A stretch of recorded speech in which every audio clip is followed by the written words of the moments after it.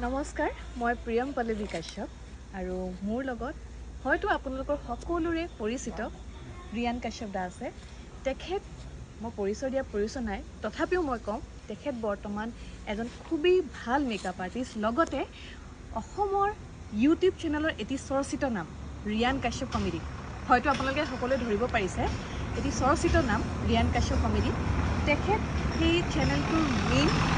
মানুহ বুলি ক'ব লাগিব কাৰণ তেখেতে এই যেটো চেনেলৰ কন্টেন্টবোৰ ক্ৰিয়েট কৰে তেখেতে নিজে স্ক্ৰিপ্ট লিখে নিজে আপোনালোকে সিন ক্ৰিয়েট কৰে বা কেনেকুৱা ধৰণৰ কনসেপ্ট হ'ব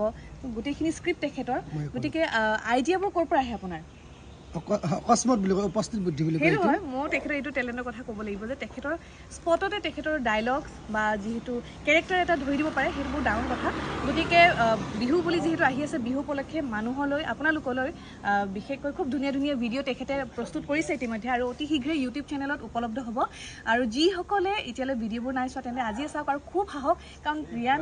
দাই খুবেই এটি ভাল কাম কৰিছে যে মানুহক হহোৱা আৰু মানুহক হহোৱাটো খুবেই টান কাম যিটো সহজে ৰিয়ান দাই কৰিব পাৰে গতিকে আপোনালোকে আজি এই চেনেলটো চাওক আৰু যিসকল সাবস্ক্ৰাইব নাই কৰা আজিয়ে কৰক ধন্যবাদ